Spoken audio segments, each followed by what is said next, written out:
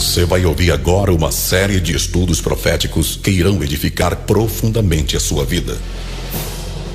Encontro com a Bíblia. Série de estudos proféticos.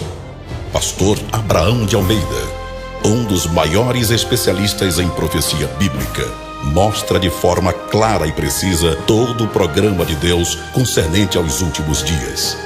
O que é o arrebatamento da igreja? O que é a grande tribulação? O que é o milênio? Como interpretar corretamente as profecias? Podemos confiar na palavra profética? Estas e outras perguntas são respondidas com base na palavra de Deus. Ouvir esta obra é compreender a urgência do programa de Deus em relação a Israel, à igreja e aos gentios. Volume 2. Babilônios, persas e gregos na profecia. O primeiro império mundial dos tempos dos gentios. Simbolizados na Bíblia pelo ouro e por um leão alado, os caldeus triunfaram rapidamente sobre egípcios, assírios, fenícios e árabes e construíram a mais rica metrópole do mundo antigo. O mandamento de Jesus de olharmos primeiramente para a figueira que tipifica Israel é seguido de outro, e para todas as árvores, Lucas 21, 29, que significa as nações gentílicas em geral, especialmente as que se relacionam com Israel. A fim de olharmos para essas árvores, temos de deixar o moderno Israel de nossos dias e retroceder aos tempos dos profetas, especialmente Daniel, que com suas visões recheadas de impressionantes detalhes, trata da sucessão dos domínios dos gentios até o estabelecimento por Deus de um reino que será estabelecido para sempre. Sucedendo ao domínio assírio, o período caldeu de Babilônia começou em 626 a.C., quando Nabopolassar, partindo do Golfo Pérsico, ocupou o trono babilônico a 22 de novembro.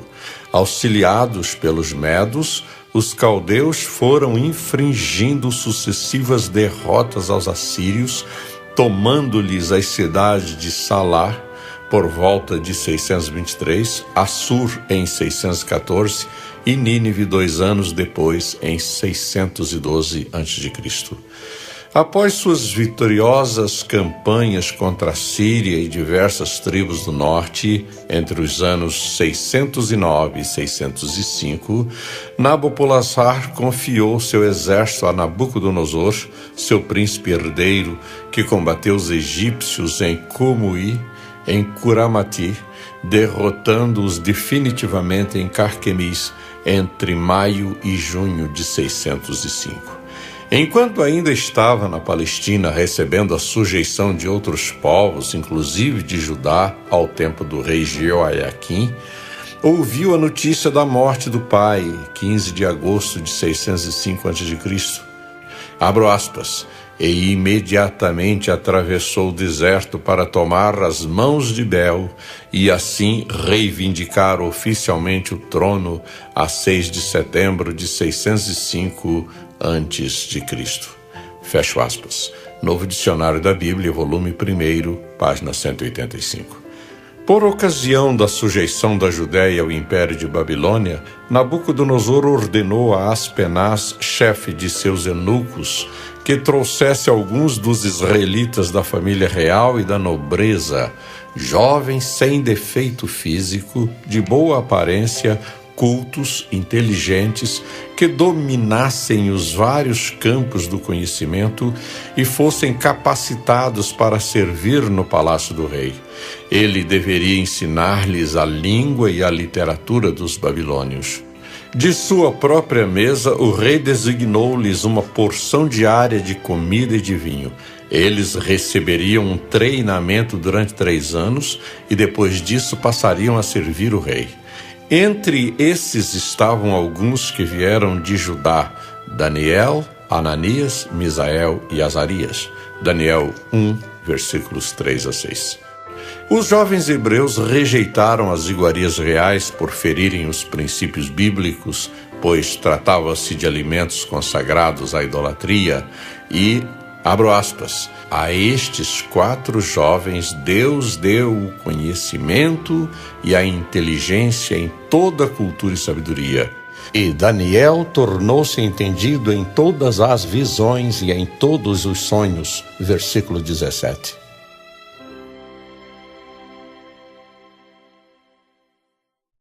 A estátua profética. Depois de ver consolidado o seu reino, Nabucodonosor teve, certa noite, um impressionante sonho. Viu uma grande estátua que tinha a cabeça de ouro, o peito e os braços de prata, o ventre e as coxas de bronze, as pernas de ferro e os pés em parte de ferro e em parte de barro. O rei estava olhando quando uma pedra foi cortada sem mãos e feriu a estátua nos pés, reduzindo-a a pó, para o qual não se achou lugar. E a pedra, por sua vez, tornou-se num grande monte que encheu toda a terra. Ao despertar na manhã seguinte, Nabucodonosor convocou seus sábios, astrólogos e adivinhos e exigiu deles que lhe contassem o sonho e dessem a sua interpretação. Aspas.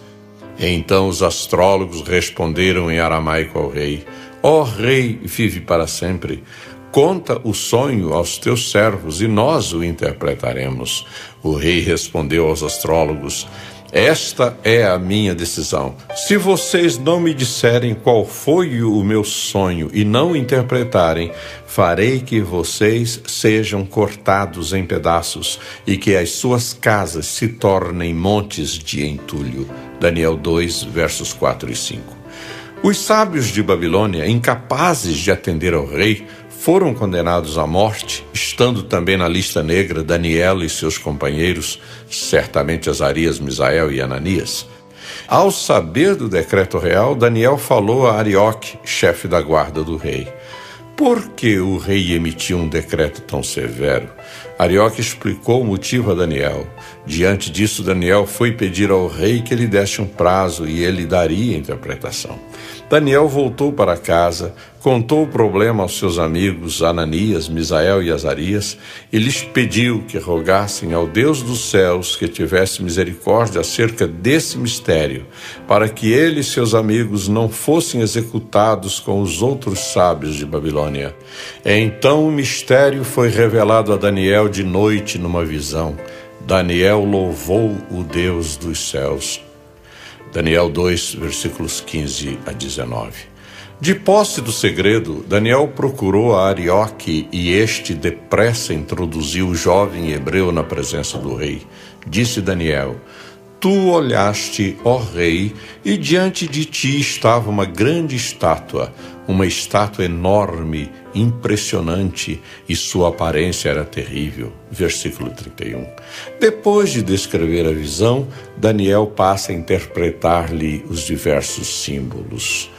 Tu, ó rei, és rei de reis. O Deus dos céus concedeu-te domínio, poder, força e glória.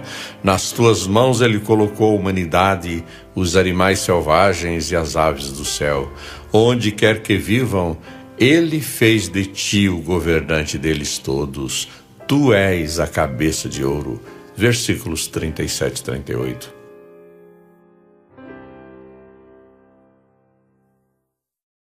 A cabeça de ouro.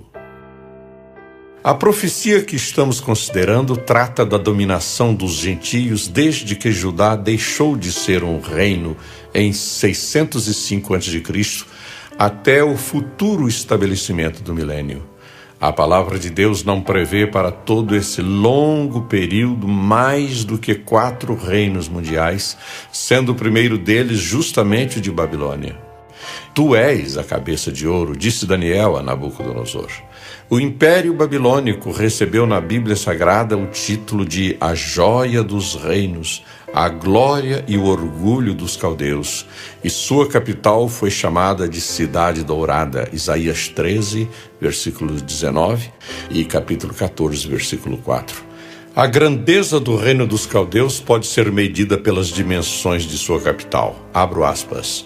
Era então a maior e a mais moderna metrópole daquele tempo, ocupando uma área de 576 quilômetros quadrados, com 96 de perímetro, ou seja, 24 de cada lado. Muitas ruas de 45 metros de largura por 24 quilômetros de comprimento dividiam luxuosos quarteirões com exuberantes jardins e suntuosas residências, magníficos palácios e gigantescos templos. Um destes templos, dedicado a Bel, media 5 quilômetros de circunferência e um dos palácios reais ocupava uma área superior a 12 quilômetros quadrados. Fecho aspas. Abraão de Almeida, Lições da História que Não Podemos Esquecer, Editora Vida, Deerfield Beach, 1993, página 14.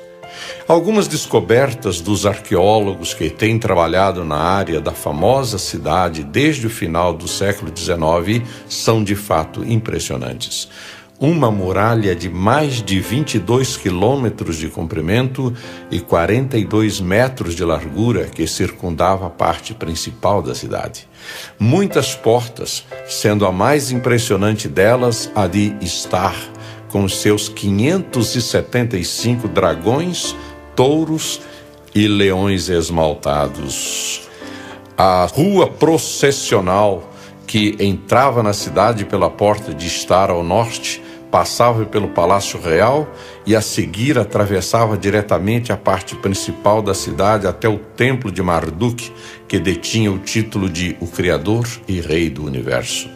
O magnífico palácio decorado de Nabucodonosor, com seu salão onde se encontrava o trono e um salão para banquetes medindo 17 metros de largura por 51 metros de comprimento. A base e o contorno da Torre de Babel, conhecida como Temen Anki, a casa da plataforma base do céu e da terra, a qual supõe-se tenha sido as ruínas da infortunada torre referida no livro de Gênesis. As grandes ruínas de uma área quadrangular, compostas de criptas abobadadas ou sótãos reforçados com arcos de ladrilho e cobertas de terras e escombros.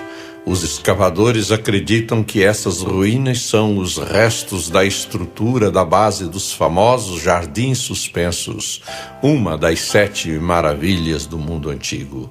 Cerca de 300 tabletes cuneiformes que relatavam principalmente a distribuição de azeite e cevada aos cativos e aos trabalhadores especializados procedentes de muitas nações que viviam em Babilônia e seus arredores entre os anos 595 e 570 a.C.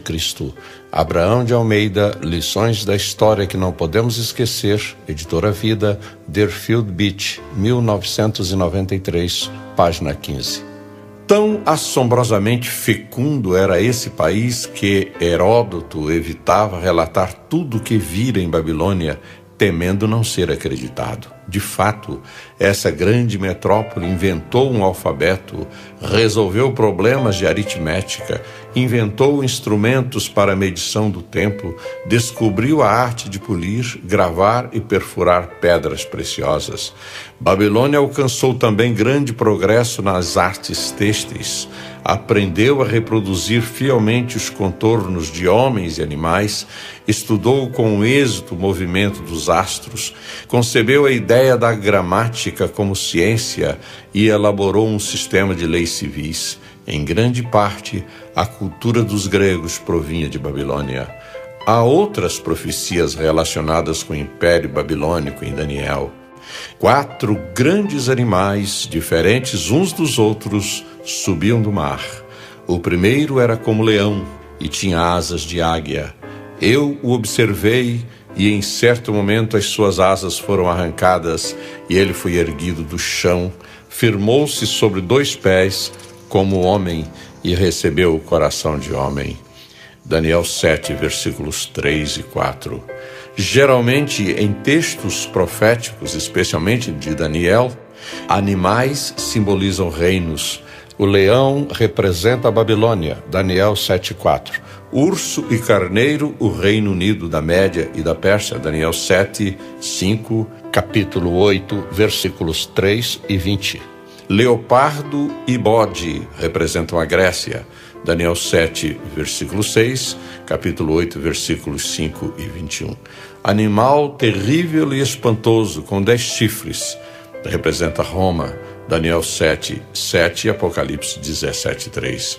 Mar ou águas simbolizam povos, Daniel 7, 3, Apocalipse 17, 5. Ventos representam guerras, Jeremias 4, 11, 25, 32, Abacuque 1, 11. Asas, rapidez, Daniel 7, 4, Abacuque 1, 6 a 8. Chifres ou pontas, reinos, Daniel 7, 7 e 24 e capítulo 8, versículos 7 a 9. Braços significam ajuda, exércitos, Daniel 11, 31. Acerca dos caldeus, eis o que registram outros profetas. Um leão saiu da sua toca, um destruidor de nações se pôs a caminho. Ele saiu de onde vive para arrasar a sua terra. Suas cidades ficarão em ruínas e sem habitantes. Jeremias 4, 7.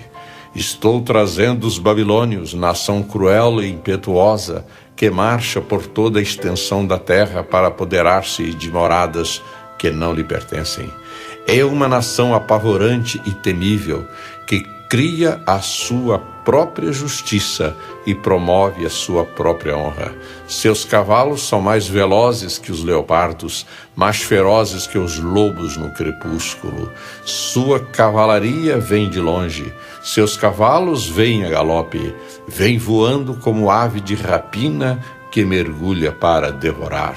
Abacuque 1, versículos 6 a 8.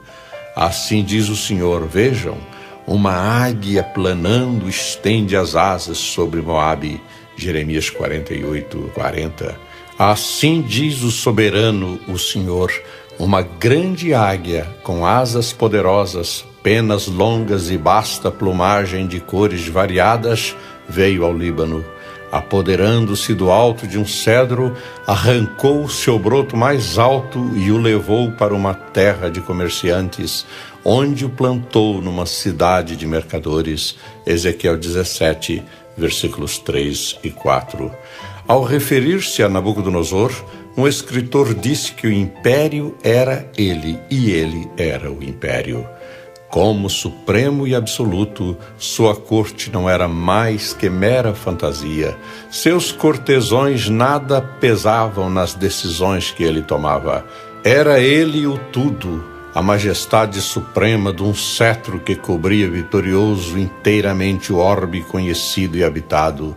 Além disso, desempenhou Nabucodonosor uma administração que conservou as nações todas em harmonia, bem como sob completa segurança e proteção. E, mais ainda, jamais a história registrou um soberano político no trono do mundo maior do que ele. Ele a todos sobrepujou em glória, grandeza e majestade.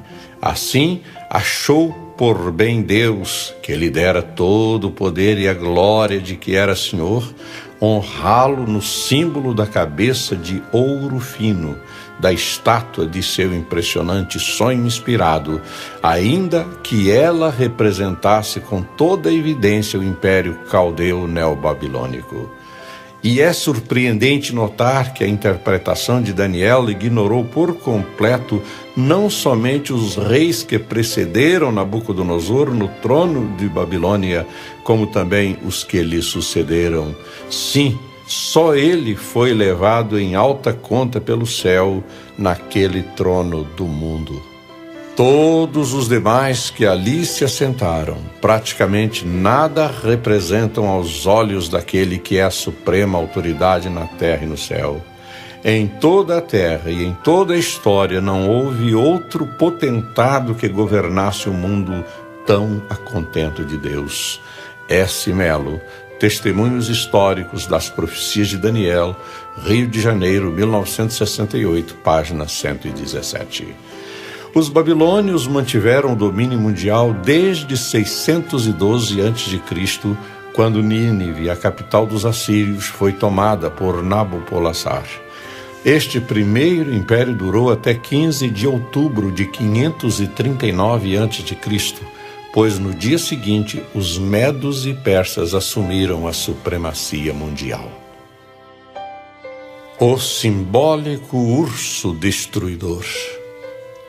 Coligados, os medos e persas venceram os caldeus e formaram um vasto império, porém inferior ao de Babilônia, como previu Daniel. Dando sequência à interpretação do sonho de Nabucodonosor, disse Daniel: depois de ti se levantará outro reino inferior ao teu. 2:39. Este segundo império está simbolizado na estátua pelo peito e braços de prata, metal inferior ao ouro. Na visão dos animais, Daniel viu um segundo animal semelhante a um urso, o qual se levantou de um lado, tendo na boca 3 costelas entre os dentes, e foi-lhe dito: levanta-te, devora muita carne. Capítulo 7, versículo 5. Embora o urso não seja o rei dos animais, atinge maior estatura e peso que o leão. Disse que sua maior espécie foi encontrada na Média, país montanhoso, acidentado e frio. Os seus 42 dentes, as suas formidáveis grandes garras aguçadas, o seu grande peso, a sua coragem e a sua astúcia, falo grandemente terrível. No que respeita à sua crueldade, ferocidade e sede de sangue, não tem rival. Ao andar, não rapidamente, senta a planta do pé no chão, ao contrário dos pés do cachorro e do leão, dando a impressão de amassar tudo onde quer que pise ou passe, como se fora um rolo compressor que tudo arrasa. É em seus pés que reside a sua maior força de domínio e destruição. Assim, seu tríplice poder concentrado em seu peso, sua boca e seus pés, faz do urso o segundo em seu reino, só vencido pelo leão após renhida batalha. Não podendo o urso ser o rei dos quadrúpedes, parece pretender sê-lo. Não alcançando, todavia, supremacia absoluta, é obrigado a cometer destruição para impor-se, como se supremo fora, sem contudo lograr o seu objetivo. Neste terrível animal carniceiro e destruidor, fora o Império Medo-Persa figurado pela revelação. S. Melo, Testemunhos Históricos das Profecias de Daniel, Rio de Janeiro, 1968, páginas 334 e 335.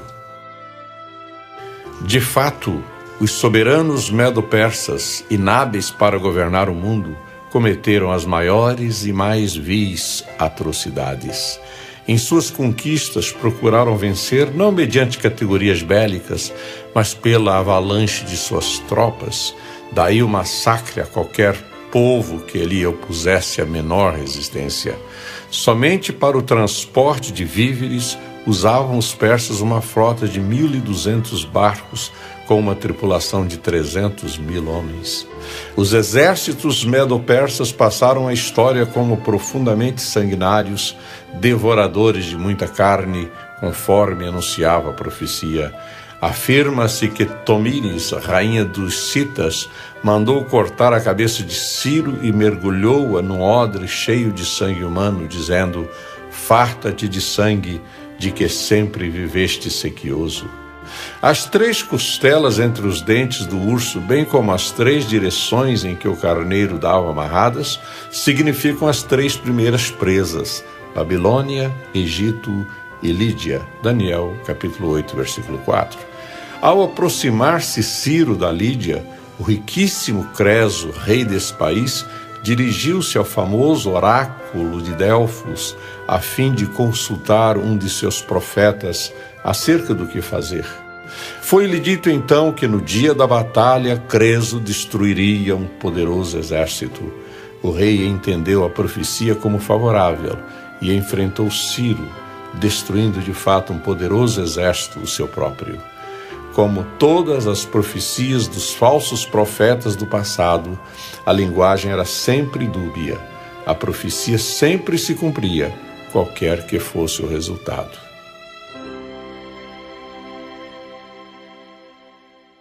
O carneiro com 2 chifres. Mais adiante, o profeta vê o mesmo império na figura de outro animal. No 3º ano do reinado do rei Belsazar, eu, Daniel, tive outra visão, a segunda. Na minha visão, eu me vi na cidadela de Suzã, na província de Elão. Na visão, eu estava junto do canal de Ulai. Olhei para cima e diante de mim, junto ao canal, estava um carneiro. Seus 2 chifres eram compridos, um mais que o outro, mas o mais comprido cresceu depois do outro. Observei o carneiro enquanto ele avançava para o oeste, para o norte e para o sul. Nenhum animal conseguia resistir-lhe e ninguém podia livrar-se do seu poder. Ele fazia o que bem desejava e foi ficando cada vez maior. Daniel 8, versículos 1 a 4. Esta visão do carneiro Daniel a teve por volta do ano 553 a.C., cerca de 14 anos antes da queda de Babilônia. É significativo que o profeta se achasse em Suzã, a capital da Pérsia, pois a visão se relacionava diretamente com os persas. Trazendo mais luzes sobre as visões anteriores, da segunda parte da estátua e do urso, o carneiro apresenta-se com 2 chifres, símbolos da Média e da Pérsia. O fato de a mais alta subir por último significa que Dario, embora tenha primeiramente ocupado o trono, perdeu-o para Ciro na batalha de Passargad, o que elevou os persas sobre os medos. Seus 2 chifres eram compridos, um mais que o outro, mas o mais comprido cresceu depois do outro. Capítulo 8, versículo 3. Na explicação dada pelo anjo a Daniel, não há qualquer dúvida. Aquele carneiro que viste com 2 chifres são os reis da Média e da Pérsia. Capítulo 8, versículo 20.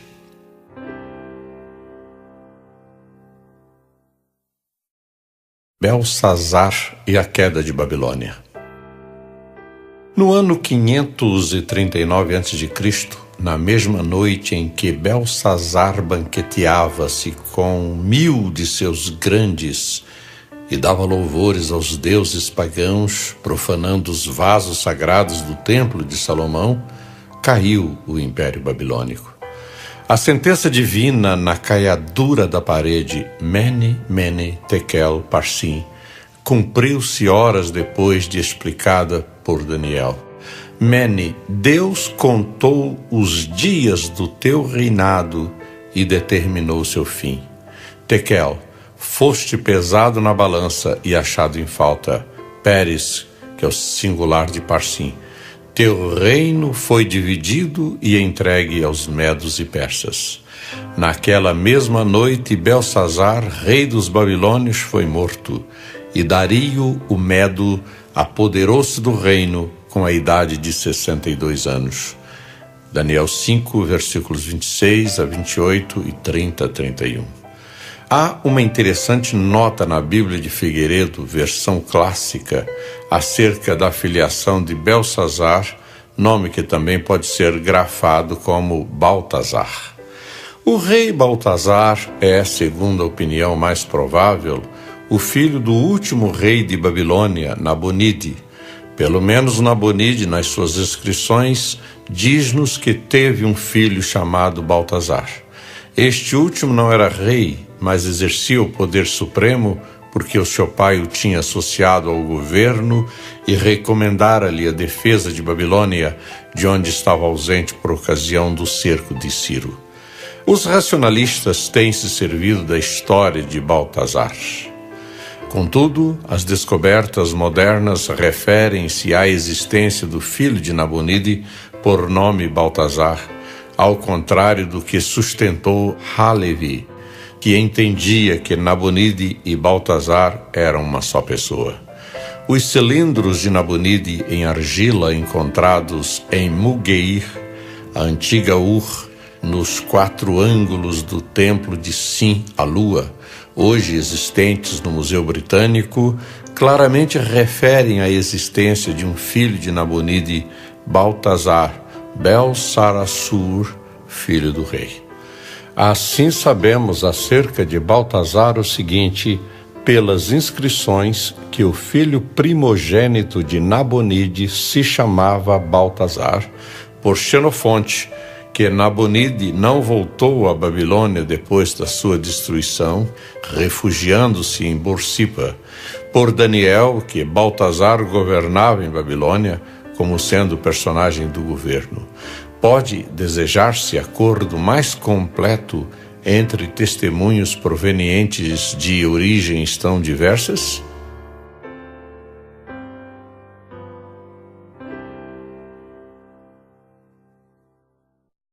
Ciro, o ungido de Deus. Pelo menos uns 200 anos antes de os persas surgirem no cenário mundial, seu famoso rei já estava profetizado na Bíblia.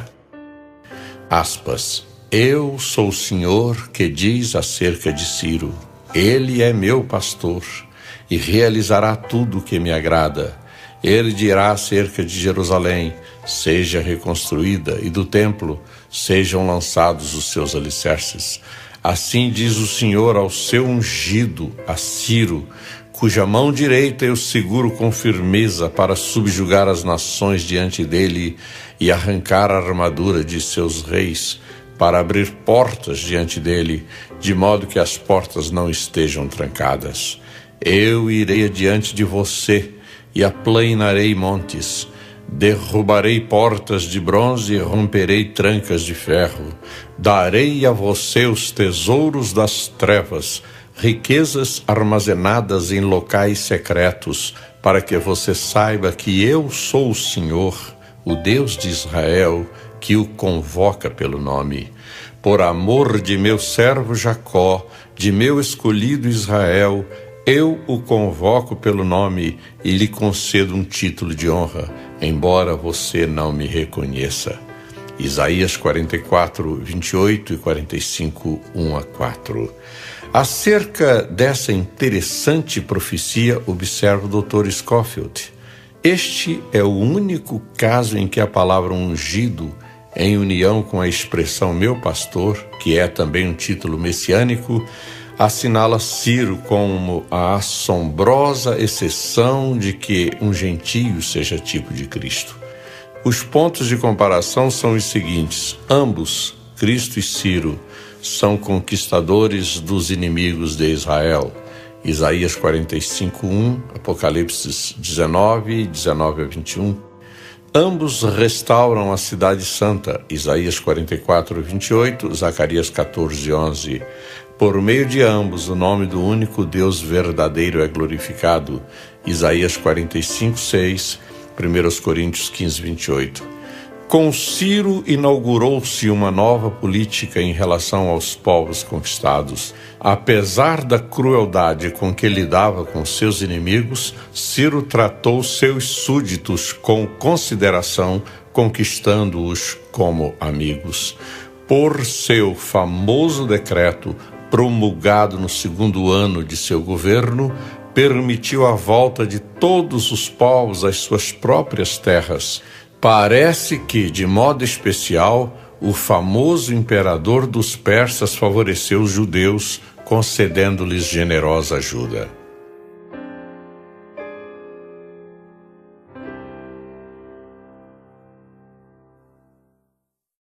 Campanhas contra os gregos. O capítulo 11 de Daniel tem sido dividido, para efeito de estudos, em 4 partes. Versículos 1-4, os reis da Pérsia e o Terceiro Império até a sua divisão em 4 partes após a morte de Alexandre o Grande.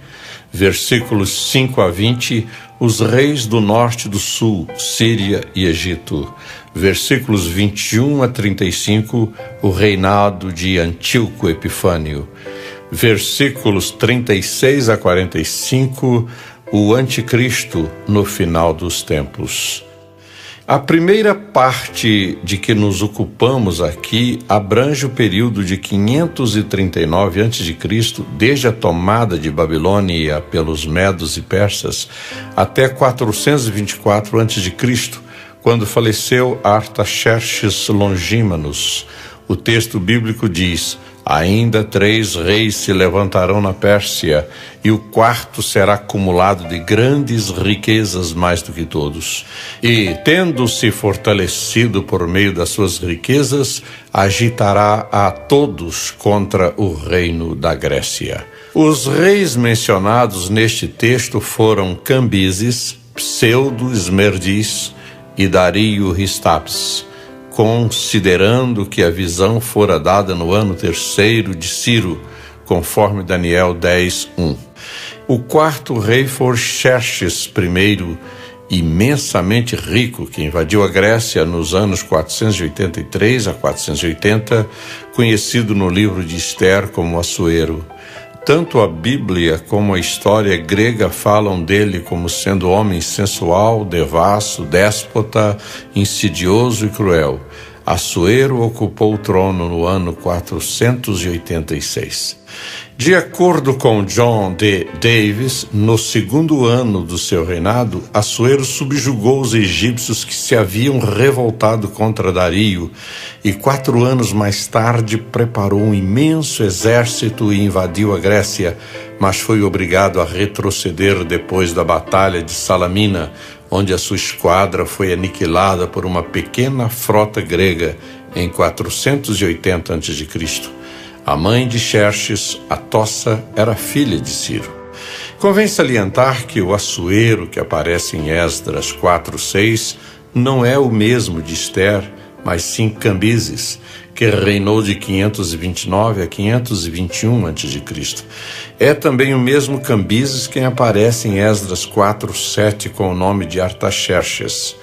O que aparece em Esdras 7:1, já ao tempo de Esdras, por volta de 458 a.C., é Artaxerxes Longímanos, o que permitiu a Esdras e Neemias levarem um grande número de judeus de volta a Jerusalém e reconstruírem as muralhas da Cidade Santa. Esdras 7, 11 a 28. É este o último imperador persa mencionado no Antigo Testamento.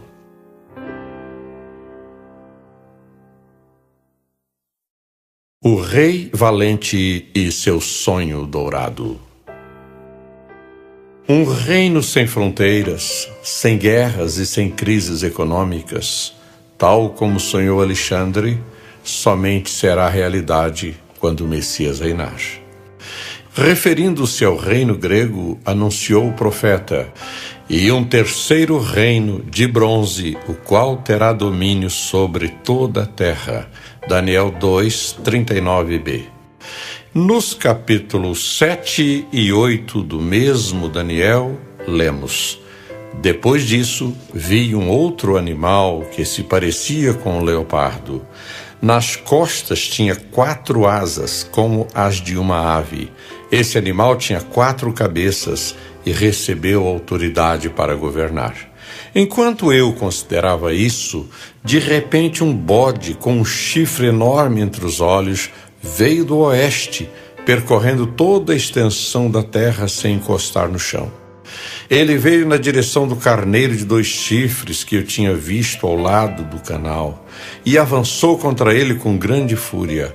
Eu o vi atacar furiosamente o carneiro, atingi-lo e quebrar os seus 2 chifres. O carneiro não teve forças para resistir a ele. O bode o derrubou no chão e o pisoteou, e ninguém foi capaz de livrar o carneiro do seu poder. O bode tornou-se muito grande, mas no auge da sua força o seu grande chifre foi quebrado e em seu lugar cresceram 4 chifres enormes na direção dos 4 ventos da terra. Daniel 7, versículo 6 e capítulo 8, versículos 5 a 8. É interessante notar que, assim como o leão foi o animal adotado pelos babilônios, Como símbolo de seu império, o bode serviu para identificar o poderio grego como emblema do poder real. Abro aspas. O bode é muito apropriadamente típico do Império Grego ou Macedônio, porque os macedônios, a princípio, mais ou menos 200 anos antes de Daniel, eram chamados Aegiadei, ou povo do bode, e nessa ocasião, como referem autores pagãos, Caranos, seu primeiro rei, indo com uma grande multidão de gregos à procura de novas habitações na Macedônia, foi mandado pelo oráculo tomar os bodes como seus guias para o império, e mais tarde, vendo um rebanho de bodes a fugir de uma violenta tempestade, seguiu-os até Edessa e ali fixou a sede do seu império. Fez dos bodes suas insígnias ou estandartes e chamou a cidade Aegai, ou Cidade do Bode. Esta observação é semelhantemente devida ao excelentíssimo senhor Mede, e a isto pode-se acrescentar que a cidade Aegai, ou Aegai, foi o lugar de sepultamento usual dos reis macedônios. É também muito notável que o filho de Alexandre, de Roxoma, chamou-se Alexandre Aegus, ou filho do bode, e alguns dos sucessores de Alexandre são representados em suas moedas com chifres de bode. Fecho aspas. S. Melo, Testemunhos Históricos das Profecias de Daniel, Rio de Janeiro, 1968, página 459. Outros importantes testemunhos acerca do bode como símbolo dos gregos estão no Museu Britânico. As moedas macedônias de cerca de 25 séculos trazem no seu reverso a figura de um bode. Também na mitologia grega aparece o deus Pan, filho de Hermes e da ninfa Driope, representado com chifres, corpo e pés de bode da cintura para baixo. Finalmente, o mar Egeu, que banha a Macedônia e a Grécia, significa Mar do Bode. O Império Grego está representado pelo ventre e coxas de bronze, pelo leopardo com 4 asas e pelo bode que vinha do ocidente sem tocar no chão, o qual tinha uma ponta notável entre os olhos. As asas falam da rapidez das conquistas de Alexandre, o bode que partiu do ocidente sem tocar no chão. O ser em 4 asas significa o desmembramento do império em 4 dinastias independentes. A mesma significação tem as 4 cabeças do leopardo e as 4 pontas que se levantam do bode ao cair-lhe a primeira, a grande ponta. A palavra de Deus é claríssima, mas o bode peludo é o rei da Grécia e o chifre grande que tinha entre os olhos é o primeiro rei. O ter sido quebrado, levantando-se 4 em seu lugar, significa que 4 reinos se levantarão da mesma nação, mas não com a força dele. Daniel 8, 21 e 22.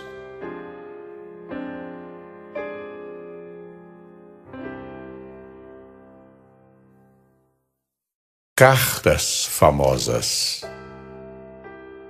Ficou célebre a correspondência trocada entre Alexandre e Dario III, também conhecido por Dario Codormano, filho de Artaxerxes II, o qual começou a reinar no mesmo ano de Alexandre, ou seja, em 336 a.C. A primeira carta de Dario a Alexandre diz o seguinte, aspas, desta capital dos reis da terra, enquanto o sol brilhar sobre a cabeça de Iskander Alexandre, o salteador, etc., etc., saiba ele que o Rei dos céus me outorgou o domínio da terra e que o Todo-Poderoso me concedeu os 4/4 da superfície dela. Distinguiu-me outro sim a providência com a dignidade, a majestade e a glória e com um sem conta de campeões e confederados. Chegou ao nosso conhecimento que reunistes uma corja de ladrões e réprobos, a multidão dos quais a tal ponto vos escaldou a imaginação que vos propusestes, com a ajuda deles, disputar a coroa e o trono, devastar o nosso reino e destruir o nosso país e o nosso povo. Tais resoluções são, em sua crueldade, perfeitamente consistentes com a fatuidade dos homens de Roum, mas é melhor para o vosso bem que, ao lerdes estas linhas, regresseis imediatamente do lugar até onde chegastes. Quanto ao vosso movimento criminoso, não tenhais receio da nossa majestade e punição, pois não entrastes ainda para o número daqueles que nos merecem vingança ou castigo. Olhai bem, mando-vos um cofre cheio de ouro e um burro carregado de sésamo, no propósito de dar-vos uma ideia da extensão da minha riqueza e poder. Mando-vos também um chicote e uma bola, a última para que vos entretenhais com um brinquedo próprio da vossa idade, o primeiro para servir ao vosso castigo. Ao receber esta carta, ordenou Alexandre que fossem presos e executados os embaixadores que a tinham trazido. Mas estes lhe suplicaram misericórdia e foram finalmente atendidos. Regressaram para o seu país, levando a seguinte resposta de Alexandre a Dario: de Sul-Ulcolmain, Alexandre, aquele que pretende ser o rei dos reis, que se julga temido pelas próprias hostes celestes e que se considera a luz de todos os habitantes do mundo. Como se pode então dignar tão alta pessoa de temer o inimigo tão desprezível como Iskander? Não saberá Dario que o Senhor Onipotente outorga poder e domínio a quem bem lhe apraz? E também que quando um fraco mortal se julga um Deus e vencedor das hostes celestes, a indignação do Todo-Poderoso lhe reduz à ruína o reino? Como pode um indivíduo destinado à morte e à decomposição ser um Deus? Ele a quem lhe tomam o reino e que deixa para outros os prazeres deste mundo? Olhai, decidi travar batalha convosco e para isso marcho na direção de vossas terras. Confesso-me fraco e humilde servo de Deus, a quem ofereço as minhas preces para que me conceda a vitória e o triunfo, e a quem adoro. Com a carta em que fizestes tamanho alarde dos vossos poderes e me enviastes um chicote, uma bola, um cofre cheio de ouro e um burro carregado de sésamo, tudo isso agradeço à boa fortuna e considero como sinais auspiciosos. O chicote significa que serei o instrumento do vosso castigo e me tornarei o vosso governador, preceptor e diretor. A bola indica que a superfície da terra e a circunferência do globo obedecerão ao lugar tenentes. O cofre de ouro, que é uma parte do vosso tesouro, denota que as vossas riquezas me serão transferidas muito breve. E quanto ao sésamo, embora os seus grãos sejam tão numerosos, todavia é macio ao tato e de todos os gêneros de alimento o menos nocivo e desagradável. Em retribuição vos envio um saco de mostarda para provardes e reconhecerdes o amargor da minha vitória. E não obstante vos terdes exaltado com tamanha presunção, soberbo da grandeza do vosso reino e pretendendo ser uma divindade na terra, ousando mesmo comparar-vos à majestade celeste, eu verdadeiramente é que sou o vosso Senhor Supremo, e embora vos tenhais esforçado por me alarmar com a enumeração do vosso poder e dos vossos recursos em homens e armas, todavia confio na intervenção da divina providência, que hei de ver a vossa jactância reprovada por todo o gênero humano, e que na mesma proporção em que vos exaltastes, vos humilhará o Senhor e me concederá a vitória sobre vós. No Senhor está a minha fé e a minha confiança. Adeus. Depois da troca destas cartas, os dois exércitos se defrontaram em Faristã, onde os persas sofreram fragorosa derrota. Dario fugiu para além do Eufrates e foi reunir um exército ainda mais numeroso. tentou negociar com Alexandre, oferecendo-lhe pela paz a metade do seu reino.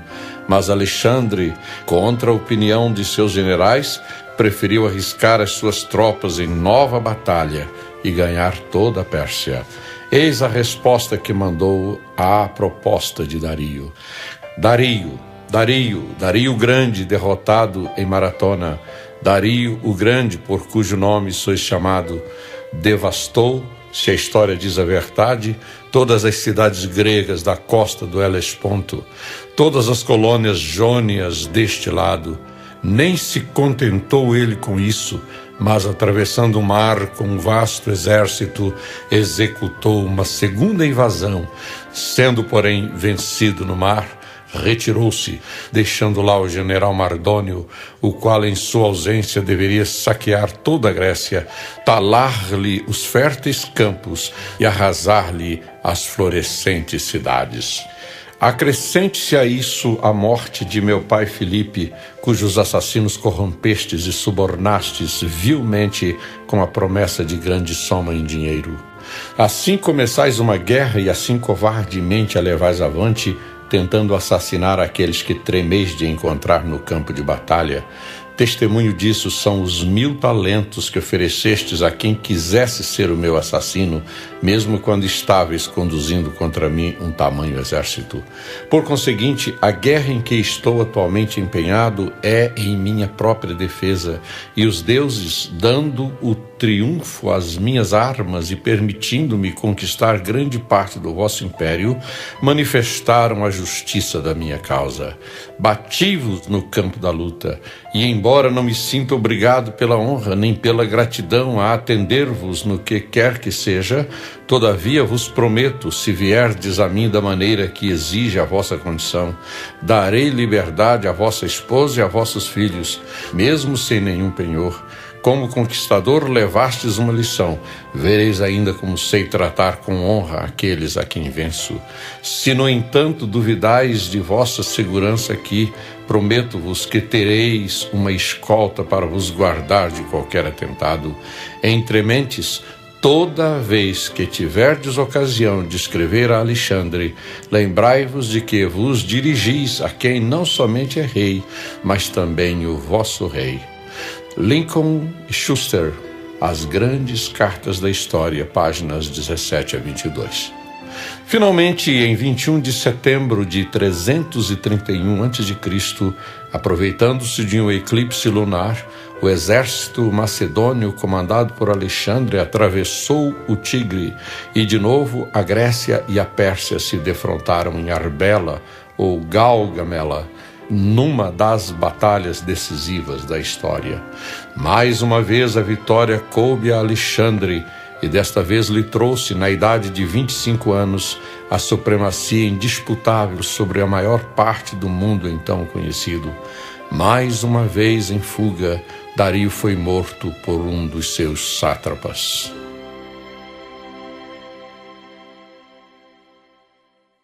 O sonho de Alexandre. Alexandre Magno nasceu em Pela em 356 a.C. e morreu em Babilônia em 323 a.C. Filho de Filipe II e Olímpia, assume o trono em 336, após o assassinato do pai, e um ano depois, no Congresso Pan-Helênico de Corinto, é aclamado general de todas as forças gregas. Com um exército de 35.000 infantes, 5.000 cavaleiros e uma frota de 169 navios, Alexandre vence o exército persa às margens do rio Granico, ocupa a Frígia, em cuja capital, Górdio, corta um nó complicado que, segundo a tradição, daria a quem o desembaraçasse o Império da Ásia. Em 333, na planície de Isso, vence novamente os persas. A caminho do Egito, o grande general vence e arrasa Tiro e Gaza e é recebido no Egito como filho dos faraós. Funda a cidade de Alexandria, no delta do Nilo, e ataca os exércitos do rei persa Dario III em Arbela, ou Gaugamela, no ano 331, derrotando definitivamente o Império Medo-Persa. Cumprindo a profecia bíblica que previa para o terceiro reino um domínio sobre toda a terra, em 327 a.C., após a conquista do Oriente Médio e do norte da África, Alexandre invade a Índia. Entre os 13 e 16 anos de idade, o filho de Filipe teve como mestre o famoso Aristóteles, que lhe despertou o interesse para a filosofia, a medicina e a investigação científica. Mas o seu grande mérito foi o de unificar o mundo grego e difundir o helenismo, criando assim um mundo novo. Com sua forte personalidade, Alexandre Magno passou à história como o mais famoso conquistador da antiguidade. Reinou 12 anos e 8 meses. Faleceu aos 33 anos, vítima de uma febre violenta, após prolongado banquete e muita bebida. Dele disse Orlando Boyer: ele já estava à porta de qualquer cidade para conquistá-la, antes mesmo de alguém saber que tinha saído de seu palácio. Alexandre tinha o grande alvo de fazer do mundo inteiro uma só nação, a Alexandrelândia. Não poderia haver mais guerras, nem carestia, porque não haveria mais estrangeiros nem fronteiras, e todos os homens assim podiam gozar paz e prosperidade. Era o seu sonho dourado, mas só há um que pode realizá-lo: Jesus Cristo. Alexandre, ainda muito novo, dominou o mundo inteiro e chorou porque não havia outros reinos a conquistar. Orlando Boyer, A Espada Cortante, Pindamonhangaba, O.S. Boyer, 1973, página 92.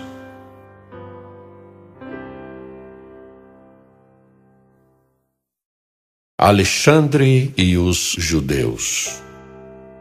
A grande ponta do bode significa não o primeiro monarca, mas o primeiro reino dominado sucessivamente por Alexandre Magno, por seu irmão Arideu e por seus 2 filhos, Alexandre e Hércules. Já o Rei Valente de Daniel 11, versículos 3 e 4, aponta para o primeiro imperador da Grécia, Alexandre. Este fez do povo judeu o alvo de sua especial consideração, pois ao aproximar-se de Jerusalém, o sumo sacerdote saiu-lhe ao encontro, mostrando as profecias bíblicas que indicavam o triunfo dos gregos sobre os medos e persas e, especialmente, o papel que o grande general macedônio deveria cumprir no plano divino. Vejamos o que registrou o grande historiador judeu Flávio Joséfo. Aspas. Quando se soube que ele já estava perto, o grão sacrificador, o sumo sacerdote, acompanhado pelos outros sacrificadores e por todo o povo, foi ao seu encontro com essa pompa tão santa e tão diferente da das outras nações, até o lugar denominado Safa, que em grego significa mirante, porque de lá se podem ver a cidade de Jerusalém e o templo. Os fenícios e os caldeus que estavam no exército de Alexandre não duvidaram de que, na cólera em que ele se achava contra os judeus, ele lhes permitiria saquear Jerusalém e daria um castigo exemplar ao grão sacrificador.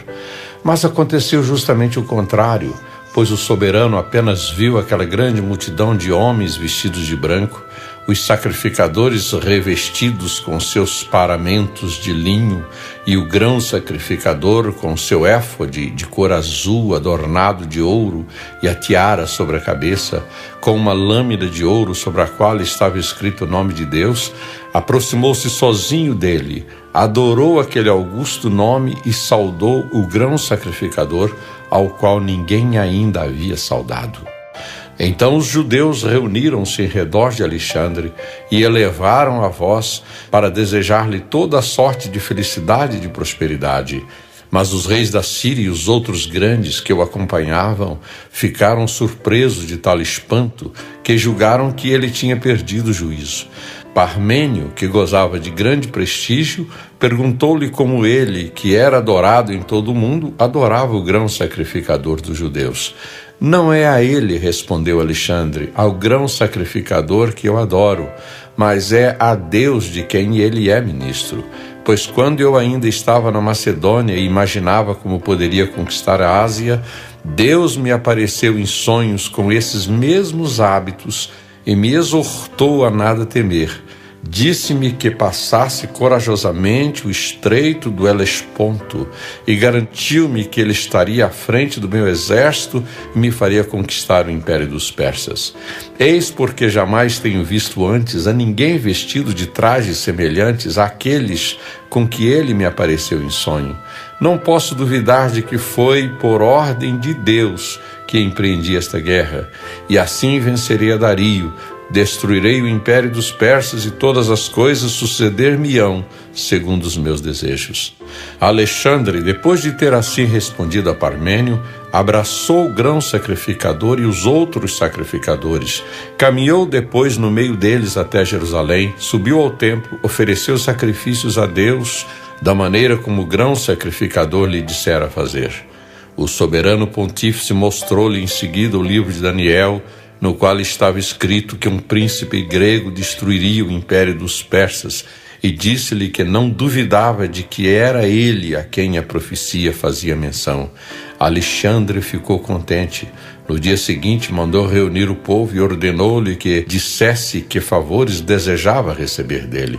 Falando pelo povo, o grão sacrificador respondeu-lhe que eles lhe suplicavam permitir-lhes viver segundo as leis deles e as leis de seus antepassados, e isentá-los no 7º ano do tributo, o qual lhe pagariam durante os outros 6 anos.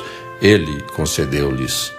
Tendo-lhe ainda eles pedido que os judeus que moravam em Babilônia e na Média gozassem dos mesmos favores, Alexandre o prometeu com grande bondade e disse que se alguns desejassem servir no exército grego, ele permitiria que os conscritos vivessem segundo a própria religião e costumes.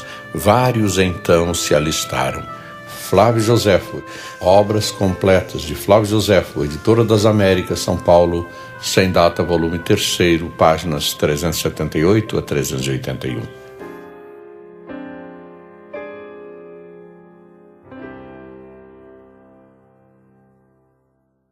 Os 4 reinos que se reduziram a 2.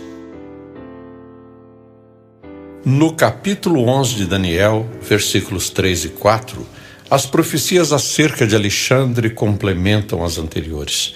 Depois se levantará um rei valente que reinará com grande domínio e fará o que lhe aprouver.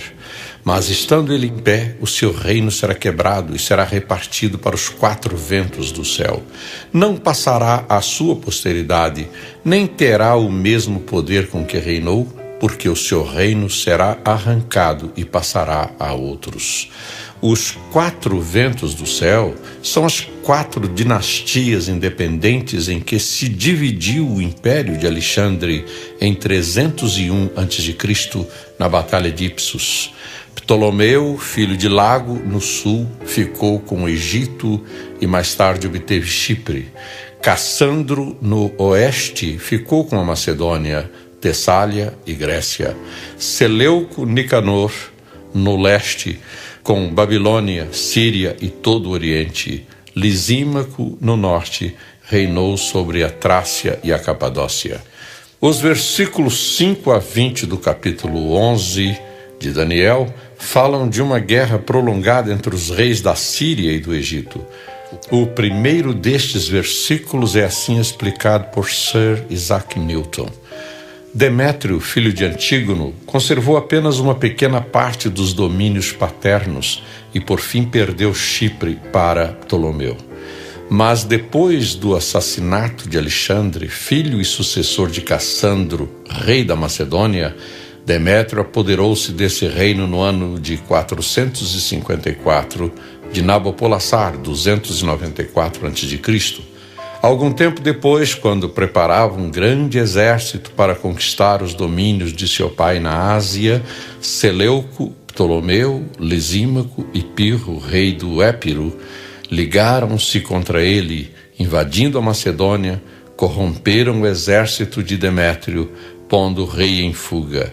Em seguida, apoderaram-se do seu reino e o dividiram com Lisímaco.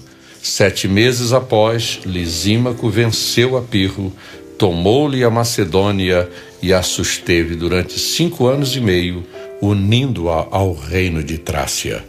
Em suas guerras contra Antígono e Demétrio, Lisímaco lhes havia tomado a Cária, a Lídia e a Frígia. Ele tinha ainda um tesouro em Pérgamo, num castelo no topo de uma colina cônica na Frígia, perto do rio Caicus, cuja guarda havia confiado a um tal Filatero, que a princípio lhe foi fiel, mas por fim se revoltou contra ele no último ano de seu reinado, pois Lisímaco, instigado por sua esposa Arsinoé, começou assassinando seu próprio filho Agatócles e depois diversos outros que o choravam. A viúva de Agatócles fugiu com os filhos e alguns amigos e pediu a Seleuco que guerreasse a Lisímaco. Diante disso, Filatero, que era acusado de ter sido o assassino de Agatócles pela própria Arsinoé, pôs-se em armas ao lado de Seleuco. Nessa ocasião, Seleuco deu batalha a Lisímaco na Frígia. Este morreu na batalha e Seleuco tomou o seu reino no ano 465 de Nabonassar, 283 a.C. Assim, o Império dos Gregos, que inicialmente se havia dividido em 4, reduziu-se novamente a 2 reinos notáveis, os quais são chamados por Daniel de os reinos do Sul e do Norte. Então Ptolomeu reinava sobre o Egito, a Líbia, a Etiópia, a Arábia, a Fenícia, a Celecíria e Chipre.